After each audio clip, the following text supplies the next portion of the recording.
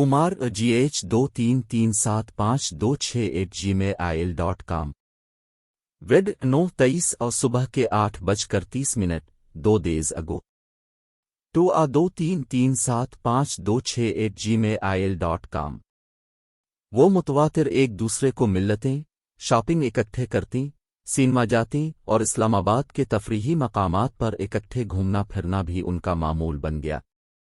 वीना इसी मोहतरमा को शिकार करके उसे अपने मकासद के लिए इस्तेमाल करना चाह रही थी और ये नहीं जानती थी कि ये मासूम शिकार खुद इसका शिकारी है। कुछ ही अरसे बाद हमारे इस शक की तस्दीक हो गई कि मिस वीना का स्कूल की तदरीसी सरगर्मियों में कोई किरदार नहीं। वो भारतीय जासूस है और हमा वक्त अपने आकाओं के हुक्म की बजा आवरी में मिशन के लिए तैयार रहती है। अब हमारी नज़रें इसकी आमद व रफ्त और रोज़मर्रा की मसरूफियात पर मज़कूर हो गईं और हम इस इंतज़ार में थे कि वीना के फेंके हुए कांटे में कौन सी पाकिस्तानी मछली फंसती है। एक रोज़ भारतीय एम्बेसी की जानिब से इस्लामाबाद के एक बड़े होटल में कमरा बुक करवाया गया। यूं तो ये एक मामूल की बात थी, मगर सिफारत खाने के मेहमानों की शनाख्त और उनके बारे में जानना हमारे फ़राइज़ में शामिल था। होटल से हमारे आदमी ने इत्तला दी कि मिस वीना भारतीय डिफेंस अताशी की गाड़ी में सिफारत खाने के अमले के एक रुकन मिस्टर खन्ना के साथ, जो राह की टीम का मेंबर भी था, होटल पहुंची है और खन्ना वीना को होटल के कमरे में छोड़कर लॉबी में बैठा शायद किसी मेहमान का मुंतज़र है। हमने एयरपोर्ट से राब्ता किया तो मालूम हुआ कि इस वक्त कोई जहाज़ नहीं आ रहा और न ही भारतीय सिफारत खाने की कोई कार एयरपोर्ट गई है। इससे जाहिर हुआ कि मेहमान कोई यहीं का। हमने सीटी बजा दी और हमारी टीम ने ज़रूरी साजो सामान के साथ अपनी पोजीशन संभाल ली। चंद लम्हों के बाद परवेज़ नामी एक पाकिस्तानी नौजवान, जिसके चेहरे से सरासीनगी और खौफ टपक रहा था, होटल की लॉबी में दाखिल हुआ। मिस्टर खन्ना ने आगे बढ़कर बड़ी गर्मजोशी से इसका इस्तकबाल किया और कहा, आइए परवेज़ साहिब, हम तो आपके देर से मुंतज़र हैं, और इसे इस कमरे में ले गया जहां वीना आने वाले लम्हों के ताने बाने बन रही थी। वक्त ज़ाय किए बगैर हमारे साथियों ने पहले से तयशुदा प्रोग्राम के मुताबिक कपड़े तब्दील किए और मुख्तलिफ रूप धारिकर अपने अपने ड्यूटी के मकाम पर पहुंच गए। तवक्को के एन मुताबिक कमरे से रूम सर्विस को इंटरकॉम पर चाय और सैंडविचेस का ऑर्डर दिया गया। हमारा तरबियत याफ्ता वेटर फौरी तौर पर चाय की ट्राली लेकर रवाना हो गया, जिसमें एक छोटा सा ट्रांसमीटर नस्ब था। वापसी पर वेटर ने बताया कि वीना अपने मेहमान पर अपना सब कुछ निछावर करने के लिए बेचैन है, मगर इसका मेहमान सहमा हुआ और शर्मीला सा है, जबकि मिस्टर खन्ना दल्लालों का रिवायती किरदार अदा कर रहा है और उसकी कोशिश है कि मिस वीना अपने मेहमान के तमाम हवास पर कब्जा कर ले।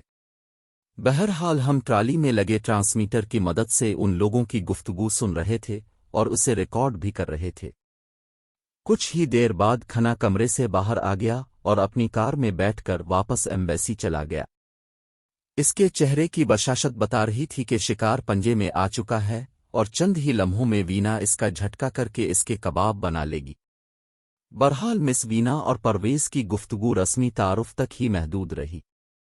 परवेज़ के अंदाज से जाहिर हो रहा था कि वो खुलकर अपने जज्बात का इजहार नहीं कर रहा और घबराया हुआ है, मगर वीना इस मुहिम को सर करने के लिए इस पर ताबड़तोड़ और ख़तरनाक हमले कर रही थी। वीना के लिए अपने आला अफसरान पर अपनी कारकर्दगी साबित करने का शायद ये बेहतरीन मौका था और वो किसी सूरत भी ये मौका हाथ से जाने नहीं देना चाहती थी। कुछ ही देर बाद ट्रांसमीटर से तेज सांसों की आवाज़ आने लगी और बिलाखिर ये तलातुम थम गया। परवेज़ शायद ज़बह हो चुका था। परवेज़ तकरीबन आध घंटा कमरे में रहा और वीना को अपना एड्रेस लिखवाकर और वसल का एक और वदा लेकर नीचे आ गया, मगर उसकी हरकत व सकनात से साफ जाहिर हो रहा था कि इसकी घबराहट ज्यों की त्यों। होटल से निकलते ही हमने इसका पीछा किया और इसे अपनी गाड़ी में बिठाकर अपने रेस्ट हाउस ले गए। एक लम्हे में उसके सारे हुसैन ख्वाब मुंतशिर हो गए। तफ्तीश शुरू हुई तो वो अपनी शनाख्त कराने से हिचकिचा रहा था।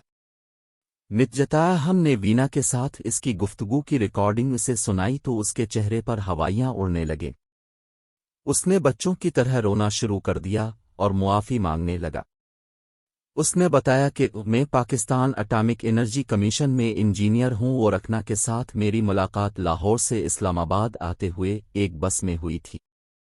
ہم بہت جلد دوست بن گئے اور کھنا نے مجھے ایک خوبصورت ہندو لڑکی سے ملوانے کی پیشکش کی جسے میں ٹھکرا نہ سکا۔ ہمارے لیے اس میں حیرت کی کوئی بات نہ تھی کہ بھارتی خفیہ اداروں نے چانکیہ کی تعلیمات کے مطابق رنڈوہے سے جاسوسی کا کام لینے کو بھی اپنے کلچر کا حصہ بنا رکھا تھا۔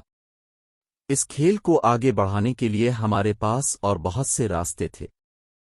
پہلے ہم نے سوچا کہ پرویز سے ڈبل ایجنٹ کا کام لیا جائے، مگر بعد ازاں اس کی ملازمت کی حساس نوعیت کو دیکھتے ہوئے ہم نے اپنا ارادہ منسوخ کر دیا تھا۔ ہم اس واقعہ کی ایک رپورٹ اس کے متعلقہ محکمے کو بھجوا دی گئی اور پرویز کو ملازمت سے فارغ کر دیا گیا۔